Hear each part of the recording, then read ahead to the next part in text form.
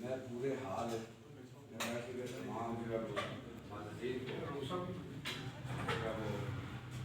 ان کو مبارکباد پیش کرتا ہوں کہ آپ نے ایک جمہوری عمل میں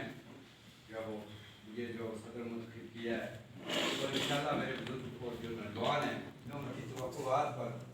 پورا اتروں گا اور ان 2 سالوں میں سب کے ساتھ اجلاس تمام جو معاملات ہوں گے ہم سب نے مل کر جو کام کو جو آگے چلانا ہے اور اس ویلفیئر کے لیے